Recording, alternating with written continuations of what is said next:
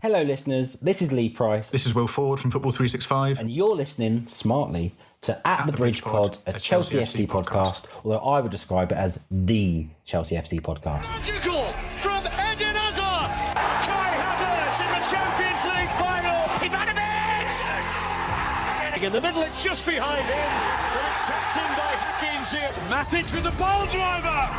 Matic takes the net off. Hat-trick hero.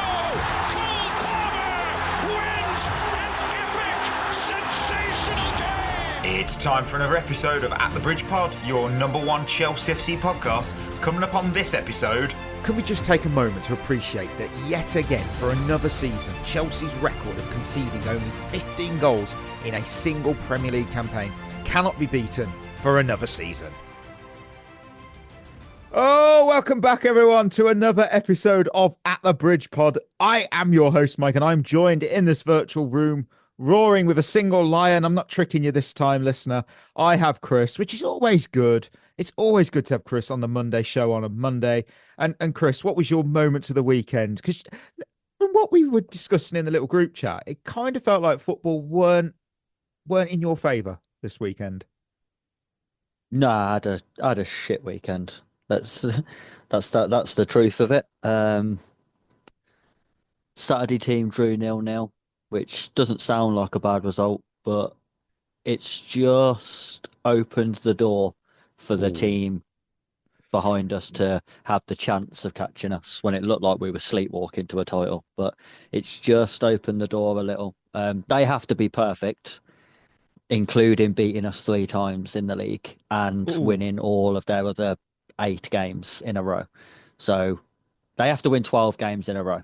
But yeah, it left the door open. They're not Barcelona women, though. I don't know if they can get that many in a row. No, that's it. And it's a competitive league this year where teams can take points off each other. So I'm hoping that it's just one of them. To be fair, we didn't play badly. We was on an awful pitch and we just couldn't score. It was one of them days. Yeah. And then the Sunday team lost. And I'll be honest with you, that's only the 3rd game we've lost this year. And all 3 of them have hit me quite hard, actually, all 3 of them. I don't know whether it's a positive or a negative. I don't know whether it's like a negative thing, like I shouldn't be getting that low after a defeat, or whether it's a positive because it means that you care so much. I don't know. It's a difficult situation to judge, but yeah, not a good weekend football wise. Basically, I had 4 teams who I wanted to win, and only one of them did. And I wouldn't have put the money on Chelsea men being the one that did it. It's a good arg. That's a fair point. Look, I think on the serious side, I think like you care. You're a very passionate coach. You care about your players. You want them to do well. You want them to get to the blast out of the ceiling that they have, and even further into the stratosphere. And that is sport in general is such a roller coaster. The highs are they're so good. They're so good. Yeah. And the lows are so shit. Yeah.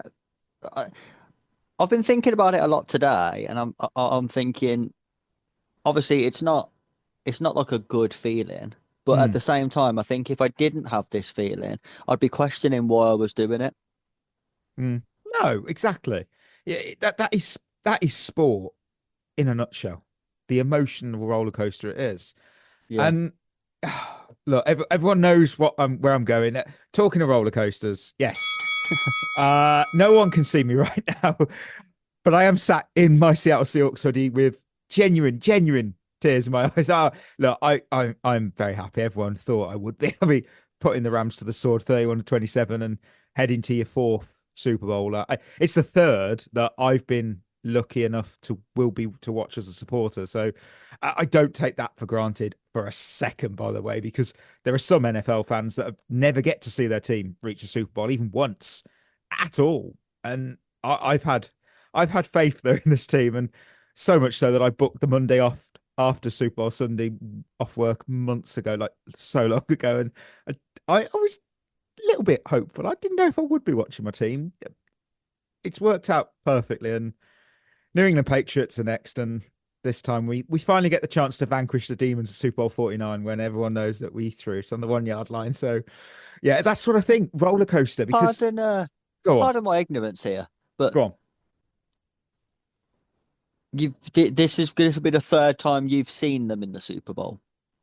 Yes, because we've had 4, which the last one was the first ever one was 2005, where I was 11 and I wasn't really into NFL, and I didn't have access to a subscription. So yeah, that'll do it. Did you win any of the other 2? We've won 1. We won Super Bowl 48 very, very, very easy. Not easily, but very, what's the word when you were pretty much confidently. We pretty much, yeah. And then the second one, we so close, and we threw it on the 1 yard line. So it's like, that's the roller coaster. So you've seen them win it before. Exactly. Yeah. It's a roller coaster. You know, when that one we won, oh my word, so good. The one we lost, oh, so shit. It's just, it is what it is. And, you know, I love this team. I love the city of Seattle. I love everything about the organization and the fan base. And, you know, I personally I cried when Paul Allen passed away in 2018. He was an incredible man, an incredible owner. And, you know, I've always been so fully bought into what being a 12 means. And February 8th, I truly believe we'll bring home the second Lombardi. I can't wait. I've got a nice weekend break. And then, yeah, it's nice. Hopefully. And Shevva Shoutouts always delivers, just like Seattle do. And I've got John. And they've started with, as someone who also supports Milan, because of my dad, trust me, you don't want Chelsea signing Rafael. I love him, and his best is world class, but he's so wildly inconsistent and goes missing for long patches. Always makes me laugh when Chelsea fans online talk about him like he'd be the saviour of our attack. I feel like we have to listen to John, because he's clearly seeing Milan up front. And to just go, yeah, but he's really good in what we see. No. The fans know. It's one of them, isn't it? It's a bit like when other fans go, Pedro Neto's really good. What I would say, though, is his competition at Chelsea would be Jamie Gittins and Garnacho. So unless he is more inconsistent than them two, he'd still be an upgrade. Yeah, you got to let us know, John. Is he more inconsistent than them pair? So, Walt was a good one, actually. He's gone with totally agree on the support Douglas Luiz discussion. Support the players and new signings on the pitch and social media. Slag off the owners and sporting directors on posts regarding them. Best way to get a young team firing and confident other than success on the pitch. The undying support of their fans, lifting them to a level. You know what? Yeah. Spot on. I mean, you touched on it earlier, last time, Chris. It's true, because every player that gets signed, I'm as guilty of this. I'll see a player and go, oh, here we go, another wonder kid. Well, that's not really helping them, is it? It's not that player's fault. It isn't their fault. And it's exactly. I can imagine as much as I joke about it, I can also understand that if I was 18, 19 or whatever, looking at the reaction, because you get a bit excited. Of course you do. You're a kid. You know, you're still maturing, and you see, what people talking about me, because we can see that nowadays. To see that, you probably just go, great. They don't want me. I do see it. It's not the player's fault. That is very important. Because it's funny, because all supporters. So look at the Chelsea supporters. All Chelsea supporters love Chelsea, and they all want anyone who comes into the club, players, managers, owners, staff. They all want those people to fall in love with Chelsea as well, as much as they do. But that you have to create an environment where they want to then. And if you as a player coming in and all of your online fan base is slagging you off, and then after your first game being really negative about your performance, or making, compilations of all the things that you did wrong, or bringing up how shit you were with all the stats, you're not going to fall in love with that club. You're going to think, I'm not sure I want to be here anymore. And, it's only been a week. It's not creating an environment that they'll want to be in. Fans have to create an environment that players want to play in. That's sort of our job. No, 100%. I feel like I learn on doing the show. I also do see the perspective, the other point of view, and I do sort of then alter my own and think, actually, could I be better? Yes, I could be. Oh, yeah, I'll have a laugh and a joke about how we seem to sign anyone who, can't buy a pint. But then I have to look at the human side of it and think it's not their fault. It's, Yeah. back And the players. and to be fair, as fans, it's not easy when we sign someone who isn't very exciting or someone Yeah. who you genuinely believe isn't good enough. And and I think it's fine to have those discussions when you're talking about a signing.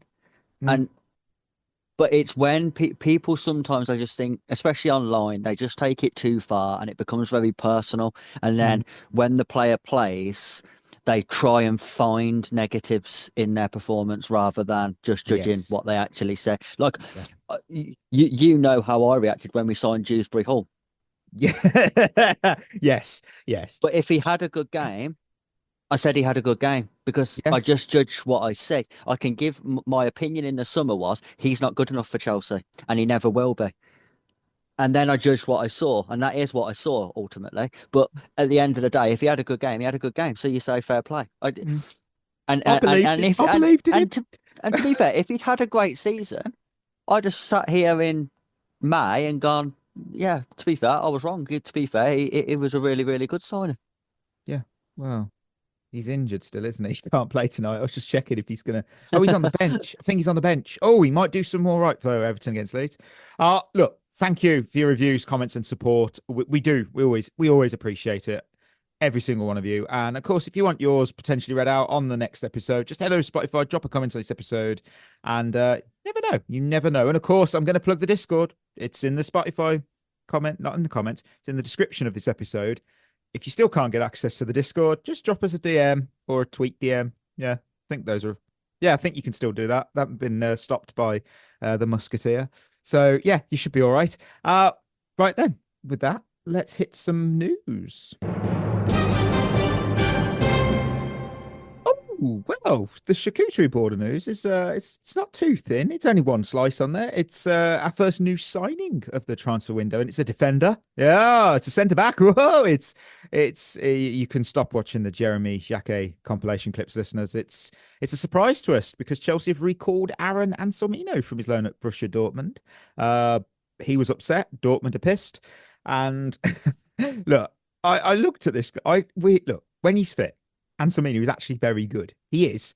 And he has shown that in flashes during, obviously, the really small amount of games in Germany he's had. He's calm. He reads the game well. There's a lot to like. And I do see why this ownership believe in him. The problem is when he's fit. Because if you didn't know, he's kind of Romeo Lavia of centre-backs. This season, Chris, he's missed 12 games due to 2 separate hamstring injuries. No idea. It gets better.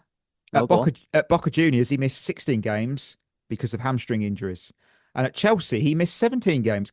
Chris, I'm going to let you have a guess here. What do you think kept him out for 17 Chelsea games?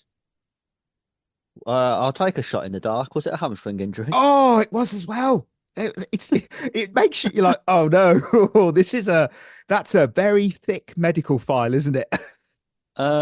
Yeah, I'll tell you why it doesn't worry me.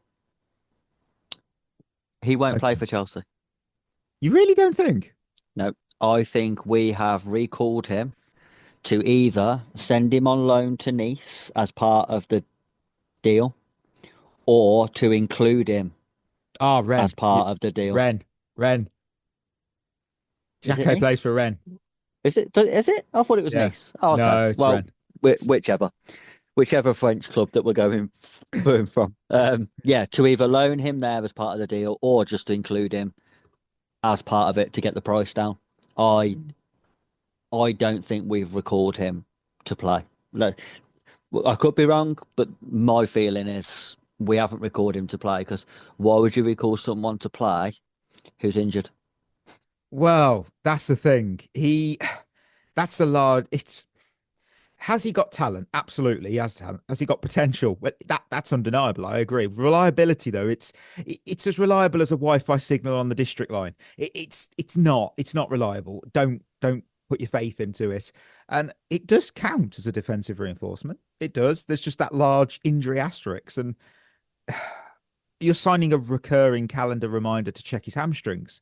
I'm more concerned that we're going to do the because of the loan slots, it means that we're going to then give him to Strasbourg and recall Sarr, because we have to do something if we're going to, because there was rumours we were going to bring in Sarr. And if we do that, we're going to really piss off Strasbourg even more. And you got to give them something, haven't you? I just don't know. I really don't know. I'd rather have this move than spending over 50 million on another potential player. I just think that's such a lot of money. Yeah, it is. But I still think we'll get Xhaka. I think Anselmino will be included as part of that. I think he's been brought back as a part exchange player. I think if we wanted to recall someone to come into the squad and play, we'd have recalled Sarr. Yes. And again, would that have been happen? I wouldn't have been shocked if that would have happened if we hadn't had Rossignol as our manager, because obviously we've already upset them enough. But then again, have we ever recalled a player because they were doing well at Strasbourg? No, we haven't. We let Santos sit out. Well, obviously stay. We've let Penders. So far, Sarr. The only one that might be recalled is Kendry Pies, but he's not having a good time over in the French league. So it's not like we're recalling him because they want to get rid of him. Well, that's your gift. We're going to recall him, so you don't have to play him. Yay! Yeah. Oh, there was not much else. It was really, really slim. More about Dortmund's relationship with Chelsea isn't now very good because of what we did. I mean, to be fair though, I couldn't give a fuck about that. No, there isn't many. I don't want to sign Bundesliga players anyway, so I honestly couldn't give a fuck. No, I if understand, we've got good relationships there or not, because I don't want any of them. If it was that, I said this earlier on Twitter, and it somehow gained traction. I don't know how. I don't understand how that stuff trends. When I said that we paid 56 million for Jamie Gittins because they refused to negotiate, and we also gave them Carney Chukwuemeka, who's a top player, he is, for a discounted 20 million euros because they couldn't afford more. So it's like, well, we've done you favours here. It's like giving you money and, a good player for cheap on the market value. And whenever you loan a player, if you include a recall clause, you know this can happen. So I don't understand where the big shock comes from. Oh, great, they want their player back. You agreed to it. You agreed to it. You wouldn't have agreed to it if it wasn't in your minds that could happen. We were all devastated ourselves this season when Buonanotte got recalled. Well, this is it. I'm still not over it. I totally see it. It's just like, oh man. Oh well, we'll probably have Cole Palmer to come in. He's not Buonanotte. It's just, yeah. Oh well. What we are going to do though is we are going to now head to Kingsmeadow Corner as Chelsea women took on Arsenal in the WSL. Breaks for Caldente. Takes the touch and finds the bottom corner, and Arsenal have a second. Mariona Caldente. And it's the Arsenal fans who are cheering. Chelsea women 0, Arsenal 2. The back-to-back-to-back, etc. WSL title streak is unofficially over, if we're realistic. Oh, Chris, I actually thought this was a good time to play Arsenal, because this is why I find this harder to swallow, because we went in close to full strength. I know we don't have Ramirez. We're pretty much full strength. Arsenal had they were decimated by injuries or suspensions. You had no Chloe Kelly, you had no Leah Williamson, no Olivia Smith, no Katie Reid, no Frida Marnham. That's big absentees, and yet we were humbled in our own backyard. Humbled. Yeah. I've got loads to say, but I'm going to bring you in, because if I don't, I'm just going to keep ranting. It's just, it was the opening goal from Beth Mead. It summed it up. Poor defending, lots of arms in the air. Very uncharacteristic for us, actually, that was. Looking for a foul on Sam Kerr. There was complaints about an offside. The whistle didn't go. Just play to the whistle. We switched off and we got punished. The second goal was arguably worse. Mariona Caldente, top-class player, just left unmarked in the box. That's not bad luck. That's a bad setup. And it was just a poor 90 minutes.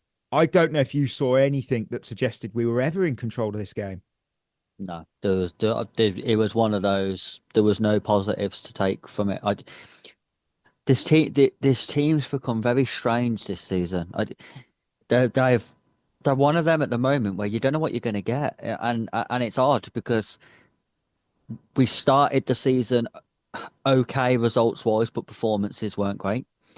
But we were still winning. So you thought, well, eventually the performances will pick up. And at the moment, we're just winning when we're not at our best, which is a good sign. But then the performances didn't pick up and the results started to drop off as well. And then we sort of had this resurgence where we started to look, after we lost the unbeaten streak, we had this sort of resurgence where we started to look back towards our best. You know, performances picked up, results picked up, and we've had some really good results along the way.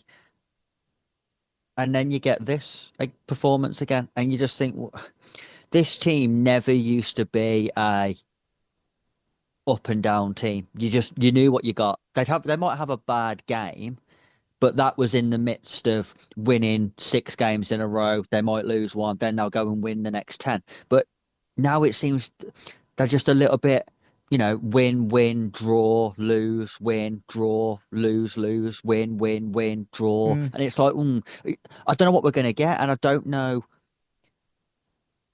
how you fix it. It's the one thing I would say that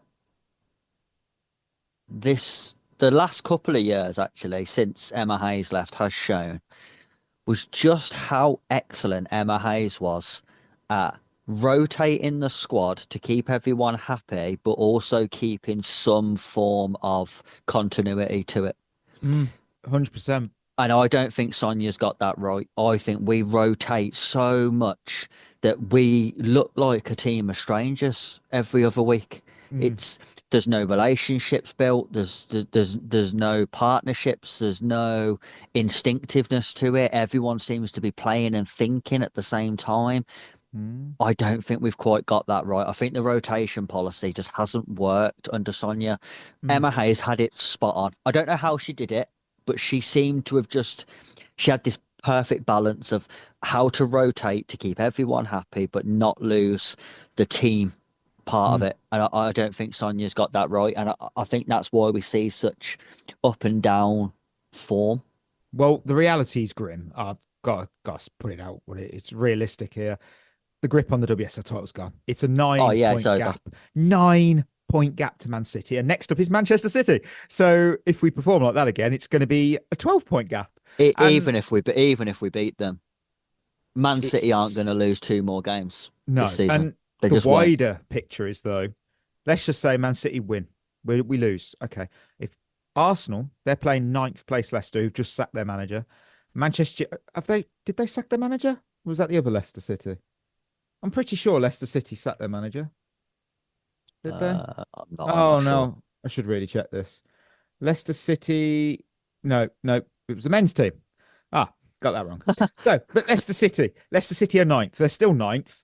Manchester United play bottom of the table Liverpool. There's a very real scenario where we're sitting 4th by the end of game week 14. And by Chelsea standards, that's unacceptable. Absolutely unacceptable. And Sonia, in a minute, that someone we got DM'd about what do we think on it. I will bring up one small thing that I could go, oh, you're being a Roy Keane here.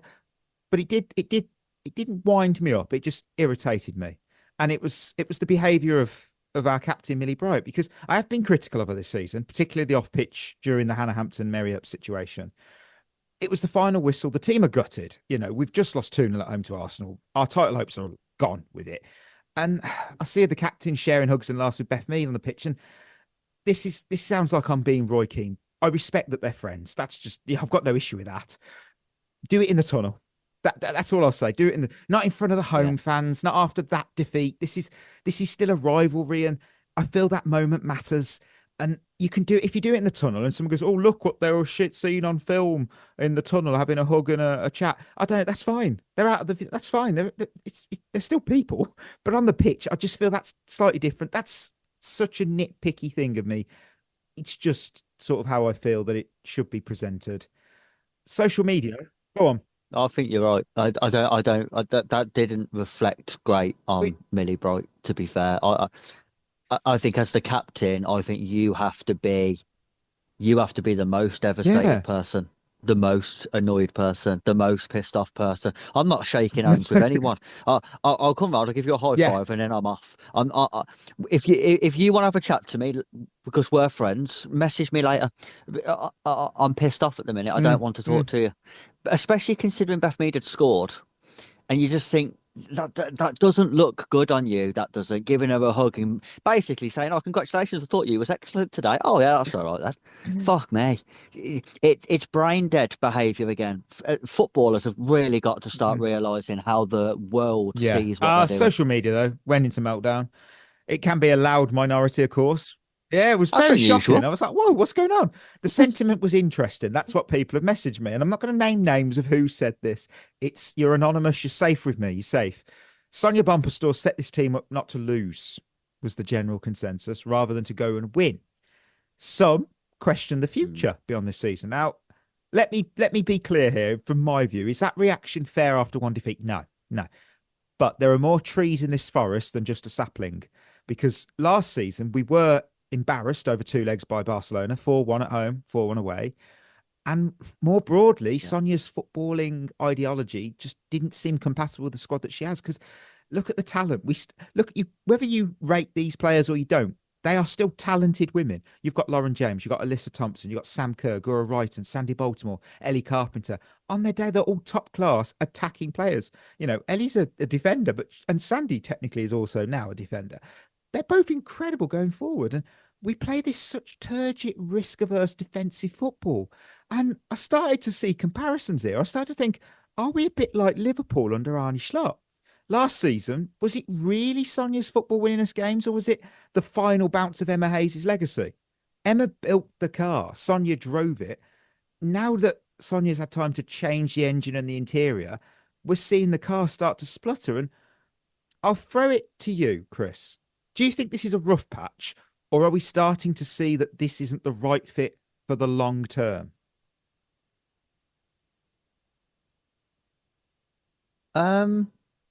It's hard because Sonia is obviously a top class manager and a lovely person.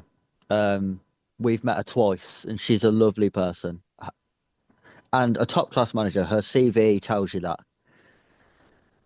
However, I think even from last season, the second half of last season, we was drab to watch.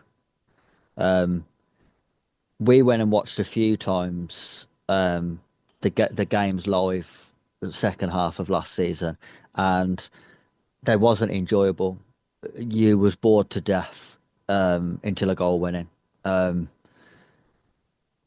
I think that's carried on. I think it's such a difference, her approach to Emma Hayes, that it was almost too much of a change, especially when you consider there was always going to be a kickback because Emma Hayes had been there for so long and had been so successful that you almost want to bring in someone whose approach is similar, even if they're less successful in the shorter term. And then you have that period, maybe of a year, 18 months, where you're playing similar football. You might not be as successful, but you sort of, it's like a rebound period. And then you bring in someone who you think can make you winners and might change the style and that thing. I think we did it too early. I think when you get people who have watched the Emma Hayes Chelsea for such a long time being so expansive and so maybe too open at times, but good to watch. They always, every single game they approached, they went to win. They went to win the game, and they was either good enough or they weren't. And if we needed to go into a game and you looked at it and you was like, oh God, we need to win this by 6 goals for the goal difference, you actually had genuine belief that we could do that. You don't get that anymore. Sonia's football is risk averse. I think it's safety first. Let's control possession and negate the amount of transitions in play, and hope our quality shines through. It's boring. It is boring. It's really drab to watch. And I've always said this about managers like that are only accepted when you're Yeah. winning. You do not accept that when the results go against you. You look at someone like Jose Mourinho, for example, who I do think has a little bit of an unfair stigma as a pragmatic coach, because actually some of his teams scored a lot of goals. So I think the stigma around him is a little bit unfair, but he is more of a pragmatic manager than a Jurgen Klopp, for example, who doesn't mind the game being end to end. Mourinho, if Mourinho's in charge of your team, you love what you're seeing because it's winning. But if you was finishing fourth, you'd think, fucking hell, this is shit. Because we're not winning and it's shit to watch. You can't It's like have Maresca. both. I've got to bring it up. Maresca won us trophies, and we're all happy. If we're finishing fifth or sixth, for example, you wouldn't enjoy his football that much, being honest. Just saying. No. Yeah. Well, we're on to Manchester City next, so that's Sunday. Hopefully a better performance. Hopefully. Right. Well, yeah. Well, it needs to be. No exceptions. Because there has to be a reaction, because the one thing that you would say about this team is, in general, they bounce back well. True. Normally. Right, time to head to winners and losers, because we headed to Selhurst Park to take on Crystal Palace. Estevao. He's away here, Estevao. Mitchell clawing at him. Estevao finishes!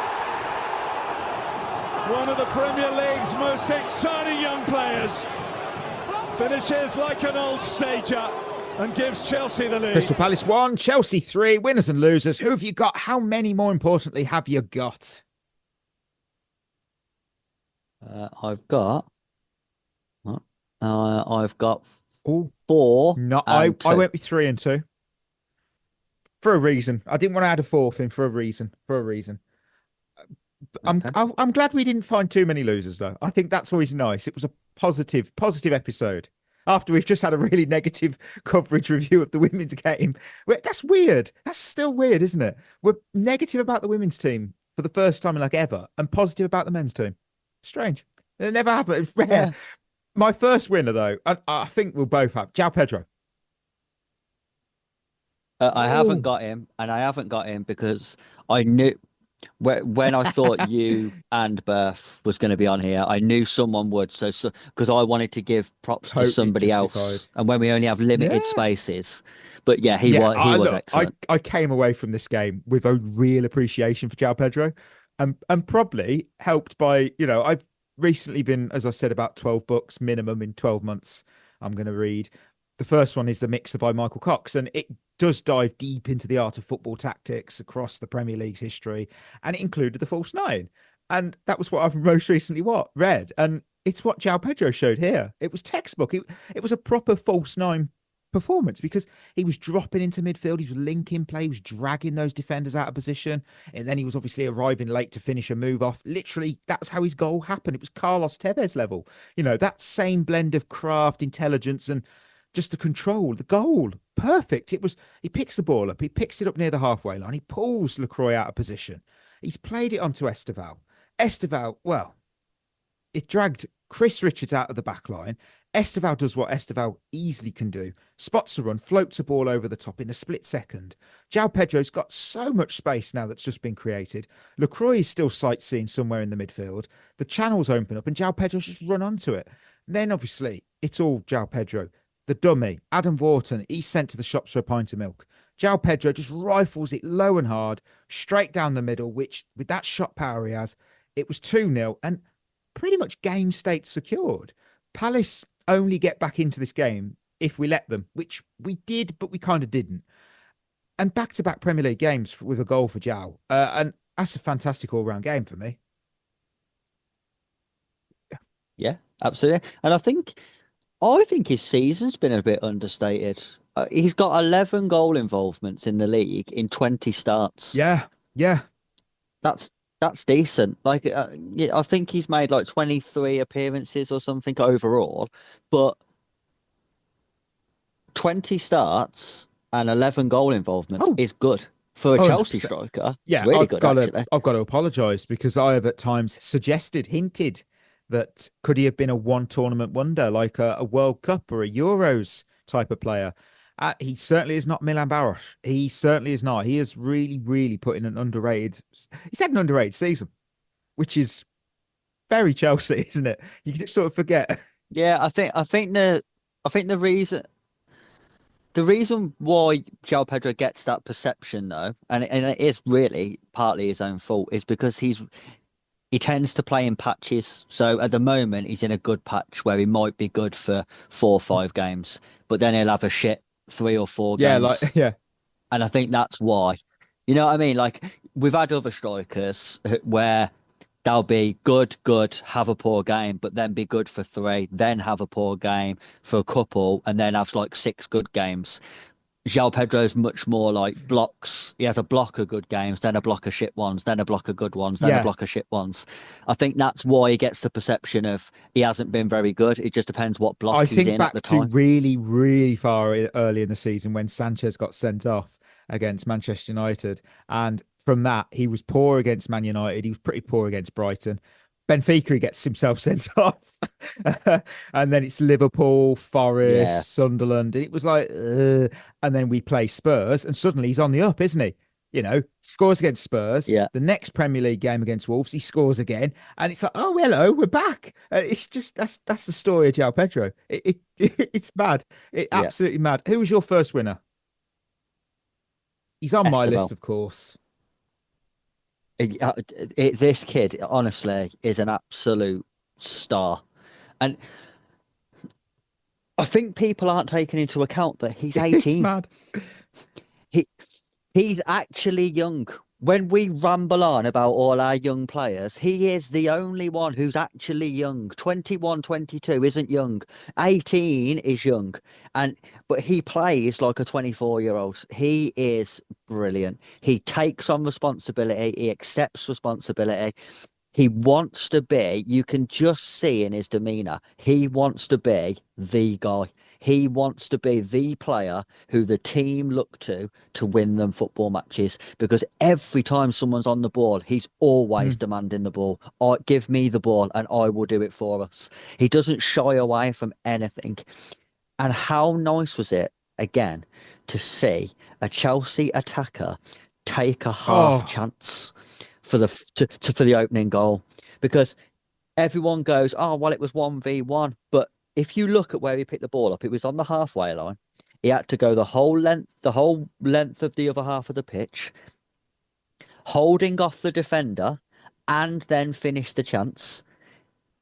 It should be an easy chance, but it's not an easy chance if in a Chelsea shirt, because there isn't many players who, when you looked at that situation, you would have backed to score in our team. Estevao, probably Cole Palmer, that's probably your lot. The rest of them, you think, they're going to miss this. So, or they're going to fuck it up and not even get the shot off Pedro Neto. But yeah, those moments, and we've had it in the last 2 games now. Joao Pedro took a half chance against Brentford, and it changed the game. Estevao got gifted an opportunity to score in this game, took it, and it changed the game. And it's so nice to see that in back-to-back games, that actually we've started to be a little bit more clinical with the chances we're putting away. We might be having less chances, but we're putting more of them away, which is the most important part. There's no point having 20 chances to score 1 when you can have 3 and score 2. I'd rather just have that then. I'd rather just have the 3 and we'll just score 2. It was a really, really good goal, but his all-round performance, I thought, was excellent. Crystal Palace couldn't handle him at times, and it was really good to see that level of performance from him. And I think it's got to be, at the moment, while Palmer's in and out and completely out of form, Estevao's got to be seen as that player who, if he's fit and available, he plays. Yeah, it's a Brazilian double act for me as well today on the winners list, because game changer. You said it, you know how good he is when he plays. The game changes for Chelsea. The opening goal, it's the commentary line and the opening of the episode. It's pure pace, it's power, it's intelligence. He holds his position in his own half, and So he can't be offside, which is always good. And he just explodes past his man, goes one-on-one and just shows ice cold composure to finish after running the length of the pitch. It's 1-0 to Chelsea. It's the kind of goal that we used to see from Eden Hazard or Ian Robben in their prime. It's devastating transition, absolutely unstoppable once they get going. And the assist as well, I've touched on it for Joao Pedro. It's brilliant awareness. It's perfect weight on the lofted pass, and it's the perfect, superb chemistry. It looks easy, but it looks easy because of his talent. That's why it's effortless. You could try, we all could sit here and go, I think I could do that. Yeah, we could. We probably have to practice it a few times. He doesn't need to. It's absurdly exciting how good this player is when he's in the full flow. I can't say any more. And I will say more when he's on the winners list in the next game or the next game after that, because he's going to be on here a lot. Yeah, 100%. Who was your second winner? Mark Cucurella. Oh. I've got him on there because I think he's been quite poor for a number of weeks. And I think me included, I think Berth definitely has had him on his losers list. We've all had him as a loser over the last sort of 6 weeks, at least once. So it showed that his form had dropped. I thought he was back to somewhere near his best in this game. Won so many loose balls, won his tackles, was really good on the ball, made some really good passes, but very tidy in possession, didn't give the ball away, didn't look flustered, defended his side really well. Thought it was just a really positive to see him back towards his level, because if we're going to be successful, he's one of the players who we need to be at that level. Yeah, because I still maybe Nuno Mendes might have overtaken him recently in form charts. I still see Cucurella as the best left back in the world. However, form has dropped off, so you have to bounce back. You have to be, it's nice. I believe he can.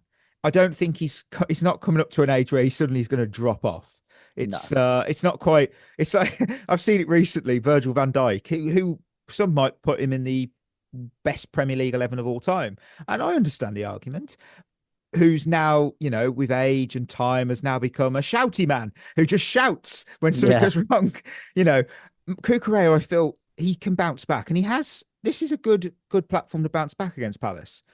So hopefully, this will be the corner has been turned. We're not on a roundabout, and we're just going to keep going forward. I will make it a Brazilian hat trick. I've got Andrey Santos. Yeah, that's fair. I thought he was outstanding. I thought he was a metronome in that midfield. He was, again, easy words to say, calm, intelligent, showing just how well he complements Caicedo as well. That pivot's the best one, isn't it? Those two together is so much better. It worked, and you could have handed player of the match to Santos, Joao Pedro, or Estevao, and I wouldn't have complained. I wouldn't have, because this is a player who was a bit part under Maresca. But under Liam Rosselló, he's trusted. Of course he's from Strasbourg. They know each other. And that was his third 90-minute performance out of 5 available under Rosselló. Yeah, that's under good. Under Maresca, he never even sniffed consecutive full 90-minute games. And Chris, you said it. You said it when we appointed him. One of the big positives of Rosselló's appointment would be seeing more of Andrey Santos, and you nailed it.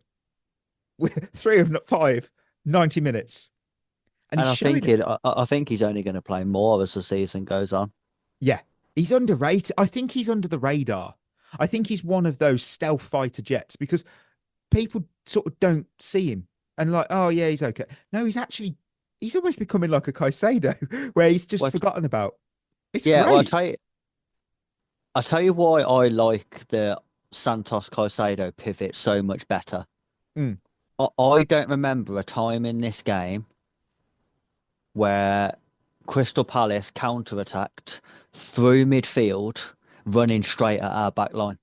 I don't think it happened, because Caicedo and Santos together are much more positionally disciplined than Caicedo and Enzo Fernandez. Enzo Fernandez is not a pivot player, people can go on about his passing range all they like, but there's two sides to the game, unfortunately, and you can't have a player in there who can only play when we've got the ball. He needs to be able to do both, and Enzo Fernandez can't do that role off the ball, and it makes us far too open, and our back line isn't good enough to cope with teams running at them.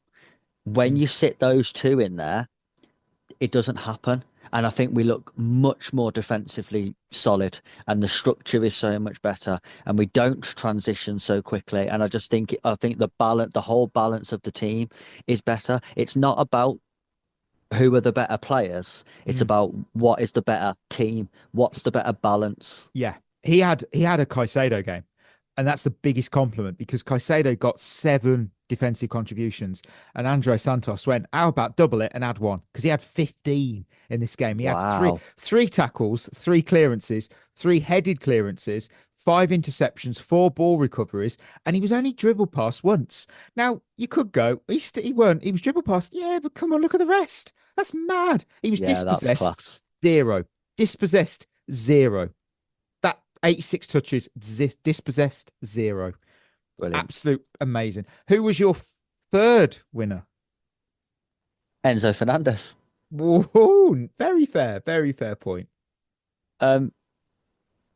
Thought he was everywhere. I really prefer him when he's freed up to just play box to box. He can still go and collect the ball off the back 4 and use his passing range, but he can also get forward and link attacks and be creative and get into the box to have opportunities to score goals. That's where he's best. I just think he is, and he covers the ground well. He's combative. He's everything you want from a player who's playing between boxes, and took his penalty really well. And I love his passion and his enthusiasm. Like, even at the final whistle, he's the first player giving the big scream celebration and making sure all the players are feeling it. That stuff endears you to fans, and he's got that now. And I just think it's such a shame when we've got a player like him, but we keep trying to force him into this pivot that just doesn't suit him. Don't play him there. We don't need to. Just let him be free and go and play and be creative and go and get goals, because he's very good at attacking the box late. So why would I want him sat in front of the back 4? It's a waste of time. It's like taking Frank Lampard and going, can you sit in front of the back 4? Well, shit at that. Yeah, I know, but that's what we need you to do, mate. You make a good point. The heat map says it all. He's everywhere on the pitch. Obviously he's more closer to the halfway line on the left side, but that's because just how he's positioning, where he's starting and stuff. The thing is, though, there's patches of blue everywhere across the pitch. He really puts the miles in. He puts the miles in. He's such a hard-working player, which is why he can't play in the pivot, because he likes to go chasing the ball, and you can't do that in the pivot. No, because you leave your mate open. Yeah, you can't do it. Who was your final winner? Liam Rosenior. Love that. I was watching the first half especially, and it kind of got to half time and we was winning, and I thought we'd been okay. I thought on the ball we'd been quite tidy, and I thought, I seen some of the reaction online about how awful we'd been, and I thought, well, I think that's a bit of an overreaction.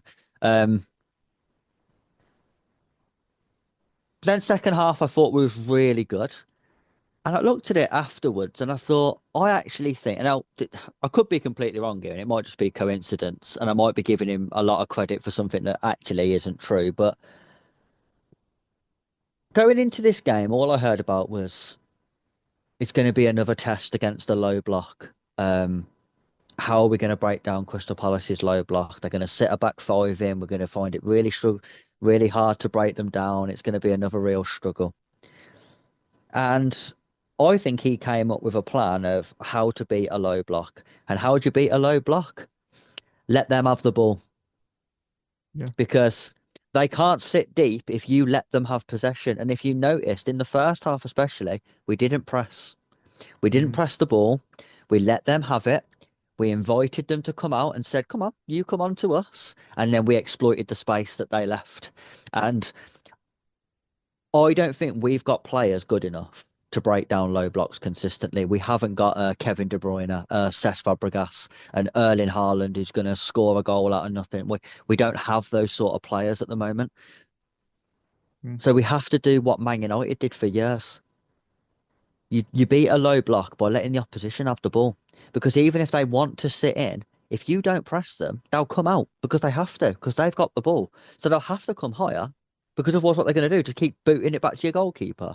Teams won't do that. They'll keep it. Then they'll get a little bit more confident and they'll think, oh, actually, let's start sending the fullbacks 5-10 yards higher. And because we feel fully in control of this game. And then you hit them on the break, you score the goal, and the game's completely different. I think that was the approach. Like I said, could be giving him too much credit, but it seemed to me it was a calculated approach of, we're going to let Palace have possession so we can counter them so they can't sit in a low block. Counter-attacking football at Chelsea. I wept. I wept for those days. Right, well, we go from winners to losers. I have, you know what? I've got one that's such a small annoyance. It's the Chris Richards goal. Yeah. I'm with you there. It's an embarrassing way to lose a clean sheet for me because it's completely avoidable. It's completely unnecessary. And I say it, I wouldn't tolerate in a win what I wouldn't in a loss. And with 3 goals up, we've got a man advantage. 2 minutes to go at Selhurst Park. And we give Palace a goal that gives them something. Momentum, belief, anything. In fact, it came to nothing. So that's all right. But we've all watched this team collapse from far safer positions before. And Badia Shield, I mean, I thought he had a poor game. He stood rooted to the spot. The ball hung in the air. Chalobah moves, wasn't much better. Both of them stood together like they were waiting for the London bus to take them home. There was no movement. There was no aggression. You got to do better, lads. Chalobah especially, you're a top player. Badia Shield's had decent moments since he's been in the team. You got to do better, guys. Like, even though it's 3-0 up, you've still got to be switched on. Sorry for Robert Sanchez as well, because how good was the first save? Oh, exactly. And he saves them earlier in the game from Mateta. Yeah. So you've cost that man a clean sheet bonus. God. Do you know what I love though? And this is something Mourinho said in one of his first interviews. One of the first 24 interviews that he had in 2 days. He said about wanting to bring the basics in of wanting to run, wanting to defend, wanting to keep clean sheets. Robert Sanchez's reaction to conceding that goal, even though we all knew it was going to mean nothing because it was in injury time, it was 3-1 up and they had 10 men. The chance of him getting back in the game was slim. But his reaction to conceding a goal was exactly what I want to say. He was fucking fuming. And he was having a go at the people responsible and letting them know that isn't good enough. Just because we're 3-0 up, that is still not acceptable. That is the sign of a team that has the potential to be successful, where those little things bother them, even though it's going to have no impact on the result. Yeah. Oh, 100%. 100%. Who was your first loser? Pedro Neto. He's my second. He's my second. So sick of this guy, I am. He's second on mine. Absolutely sick to death of this player. I do not understand what the managers keep seeing to keep starting him, because I have not seen a single fan who is backing Pedro Neto, because he's absolutely fucking dire. That one in the first half where he's released down the left-hand side and he's 1v1 against the defender and he tries to push and run and gets completely out-muscled and out-fought by fucking Lacroix, and you just think, you are shit. Because if you're not even good in a spacey counter-attack, what's the point of you then? Because you're shit in tight spaces and you're shit on the counter-attack. Well, what's the point then? You're just shit at everything. He literally had, I can't remember a single positive interaction he had in the game. And this was in a game where I thought our performance was good. So what are you doing? What are you adding to this team? I was so grateful that he got subbed off in this game. And it was like, thank fuck for that. And I think that should be the last time we see him for a few weeks, because he has done absolutely nothing over the last 2 months to deserve being in this team. Well, you have to get the tinfoil hats on now because we know he's in the team to preserve his sell-on value for making a profit in the summer. Look, but that's not what I've got. Look, I praise Joao Pedro's false nine performance and Estevao's chemistry with him because the system only works if your wide players are locked in. Estevao was locked in. Pedro Neto wasn't. And it's another game with a winger. Okay, at least accuracy with your crosses. No accurate crosses. Just one pass into the final third. His decision making was hurting us. There was a moment, I believe it's literally the same moment you're referring to in the first half. He carries the ball into Palace's half. He's got teammates around him. He just kept running. He just kept running. Heavy touch, goal kick. Like, this is the time where a simple cutback and you move. The move's carrying on. Another moment was hesitation. He did the same again. He kept running and then he got tackled by Adam Vorton. Chance has gone. And there was also something a listener sent over to me. I don't know how deliberate it is, where Pedro Neto looks like he kicks out in the air.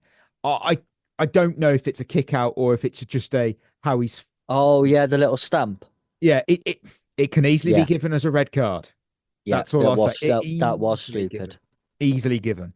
However, I do like Pedro Neto, but right now he does more harm than good to especially Joao Pedro's game. Because we need a winger who understands when to pass, when to recycle. Yeah. You know, we might hate those terms of, recycling. Sometimes you have to recycle the ball. You know, if you've got no moves on, don't go and hit the ball. What's the point? Recycle it. You have to. Sometimes who plays with the system, that you need someone who plays with the system, not against it. And the bigger issue, this is a big issue. On our books, we have Mikhailo Mudryk. He's still on our books. Pedro Neto, Jamie Gittins, and Garnacho. And be honest, do any of them walk into a top four side? No. Look, when I watch Neto, I think this is the criticism I have. I think he's the type of winger defenders love facing. Yeah. Because he makes them look world class. You got any naive scouts in the crowd? They're scribbling, this next Maldini here.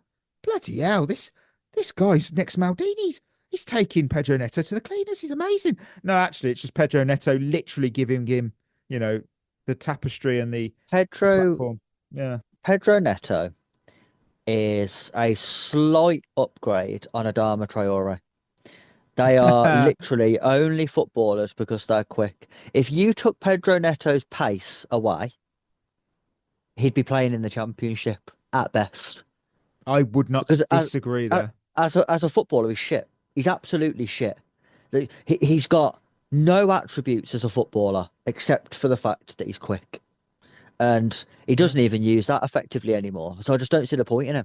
He's not scoring goals. He's not making goals. He actually defends more of our attacks than the opposition does. I can't understand why he's still in the team all the time. I have no idea. Who was your second loser? I've got the subs / the sort of change of shape that we did when they went down to 10 men. Okay. Because we sort of ended the game with like a 3-2-2-2 type formation. Didn't like it. I thought we lost all flow and rhythm in the game. And actually, Palace, when they went down to 10 men, looked like the better team. And it shouldn't really be that way. Bringing on Gusto and Hato and ended up playing both of them sort of as inverted midfield players, I thought was odd. I just thought, I don't know what we're doing. What we was doing was working. Just make like for like subs. You don't need to fuck about with the tactics today. I don't know whether he used it as an opportunity to see something, but if he did, it didn't work. So don't do it again because that looked awful. Just thought really strange substitutes as well. Like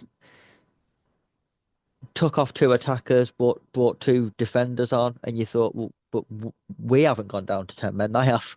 So why have we gone more sort of defensive? But then we didn't go more defensive. We just played the defenders as attackers, but they're not attackers, and they're not attackers for a reason.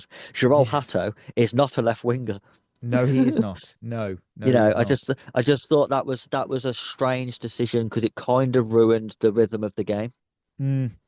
That was it. But losers, that was it. It was lovely to say. I love not having too many losers. It's good, And you know what? We'll drop some emojis I'm throwing out. I'm having a Brazilian. I've got the Brazilian flag. That's my emoji. It was a hat trick of Brazilian players performing at their very best. I don't know what to go for here. I'm gonna go with. I'm gonna go with the sort of the thinking face, Yes. because maybe, just maybe, we are starting to see a turnaround in this team. Chris, that sounds like the hype train. We're on it. We're going to win it all. No, but what we're going to win is who won Lion of the Week. I'm nervous. Getting nervous. Can't remember who I had. Oh, Chris, I think we're all winners. You went Joao Pedro. Oh yeah, well done. I went Enzo Fernandez, and the wheel went Nice. Estevao. Oh, that's class. That is everyone's a winner. That's amazing. Wow. But I do think there's an argument there for it to be a tie between all three of us, because I don't think there was a lot between all three of their performances. We've got to give an actual Lion of the Week to actually be given the crown. We can only give one. Who would it be? I'd have to go Estevao. I just think he was the difference in the game I'll allow overall. it. That's fine by me. I'm not going to disagree because, I've got points on the board. Points on the board's always good. And can we do it back to back? We are having a quiet one. Oh, match preview. We are taking on Napoli in the Champions League. Here's the scoop on our opponents. They're 25th in the Champions League. What? 2 wins, 2 draws, and 3 defeats. I can't believe they're that far down. I've wrote this out, and I'm still doubting that that's the truth. No, they are. They have to win to have any chance of going through. Anything but a win, and they're out. How have they been that shit? It's Conte in the Champions League. Yeah, that's true. They are 25th. I'm not wrong. Amazing. I wrote this as well. 1 win, 2 draws, 2 defeats is their recent form in the good old Champions League. Player spotlight, Scott McTominay, because everyone loves the Scottish Maradona, apart from me, because he fucked up Denmark's qualifying for the World Cup. Cheers, Scott. The last time that Napoli beat Chelsea was the 21st of February 2012. Wouldn't be a preview if I didn't tell you what the UK number 1 was on that date. And it was somebody that I used to know by Gotcha and Kimbra. And Antonio Conte is someone we used to know. Can he find a way to cage our Lion picks? Joao Pedro's in a good run of form here. I'm going Joao Pedro. He's in a good run of form. Don't get sent off. Yeah, I'm going with that. I'm going to go Moises Caicedo. I think he's got a battle on his hands up against Scott McTominay, and I think that's going to be a really crucial part of the game. You're not tempted by Anselmino? Oh, he can't go in the squad, can he? Just realised he can't. Well, he's in the Dortmund squad. He's injured, probably. Oh, Wheel, what are you doing? Liam Delap. That's a weird That's an one. interesting pick. That's a pick and a half, that. He could play. He could. What, Right, 3 for 3. Can we go 3 for 3? Well, I haven't even told you blue versus who. I have. First question. When Chelsea famously won 4-1 in the second leg against Napoli in 2012, I want you to tell me who started up front alongside Didier Drogba, and I'll give you a clue. He also started in a front 3 in the first leg alongside Malouda and Drogba. So can you just repeat the last bit again? Sorry. He started up front alongside Didier Drogba in the second leg against, obviously, Napoli. And in the first leg, he starred in a front 3 with Malouda and Drogba.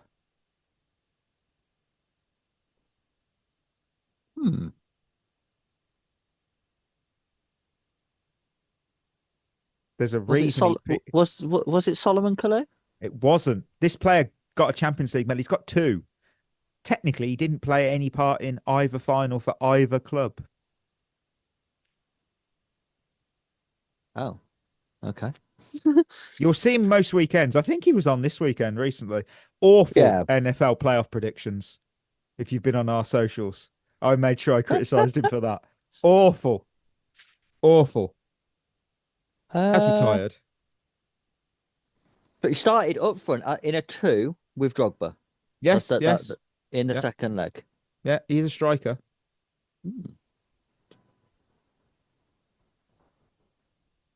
I really can't remember. It's definitely one player that you'd be like, oh yeah, he did play for us. Oh yeah. If I told you his other Champions League was with Liverpool.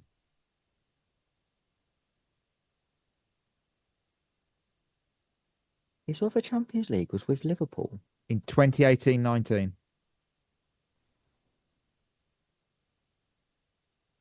He was the PFA Team of the Year in 2013-14 for Liverpool.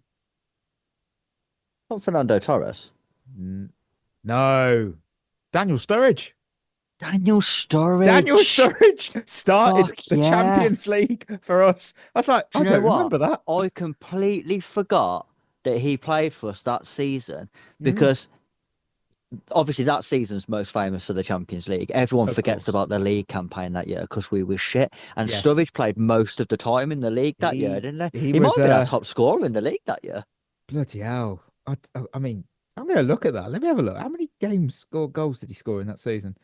11, 12. He got 11 in 30. Hold Yeah, up. told What? ya. Wow. Pretty sure he was okay. our top scorer in the league that year. That's but mad. He didn't play in the Champions League like at all. Wow, that is something. Number 2, Napoli have been managed by 4 former Chelsea managers. I want you to just name those managers. Ooh. Well, Conte. 2024 till now.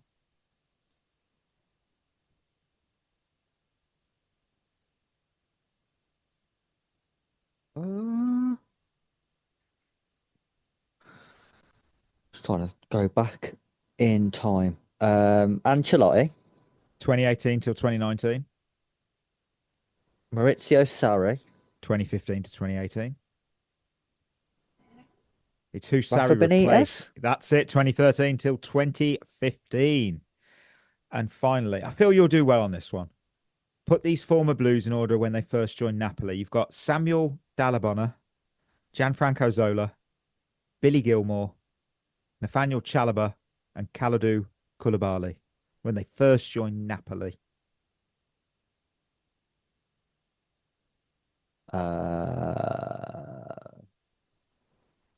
It's a toss-up between Dallabona and Zola, as in first. Oh, I feel like I should really give you a clue on that. Are they quite close together? No, not even close. I mean, we're looking at if I told you the amount of years, it would give it away. I'm trying to think of which one of those players is older. There's 17 years difference. Bloody hell. Yeah, there's a big difference between first and second spot here.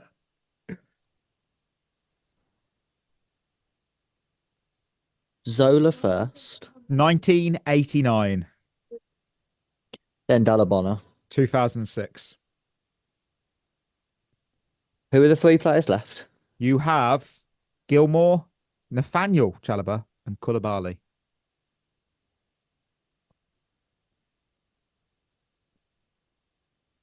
I think Billy Gilmore's last. 2024. Chalobah. One Was he year. there at the, There's one was he year there at the difference. same time as Koulibaly? There's 1 year difference between these two players when they first joined. Nathaniel Chalobah was still at us in like 2015-16 because he was in the squad that won the title under Conte. Koulibaly. I'm going to say Koulibaly and then Chalobah. 2014 and 2015, spot on. He's at Sheffield Wednesday now. Oh, that's not a great club. Oh, that's not great, is it? Yeah, don't want to be there. No, not after their recent struggles. Right, well, you've done two for three is not bad. 2 for 3 is not bad. We'll go through. I'll take it. We'll do a quick Quaresma's questions. Let's have a look. What have we got? We have. Oh, Rob, how were the jam toast cookies? You guys are the best pod out there from Canada. Thank you. They were very nice. They tasted literally like jam on toast. It was didn't think sourdough bread and a cook. It was good. It was photos. I really want to try that. There's some frozen in the freezer, so you could always get one out that's defrosted. I might be nice. And I ate the other Greg. 15 goals conceded is safe again. I know, I was so happy about it. I did say on the games of the weekend. Didn't expect United to get 3. Was anybody worried about that, really? Probably Because not. I wasn't.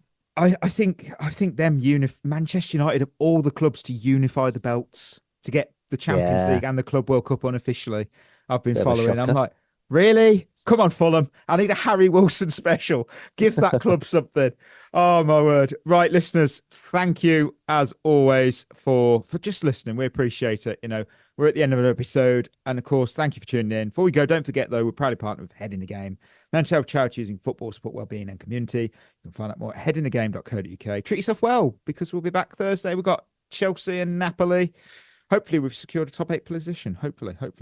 So until then, that'll be us signing off.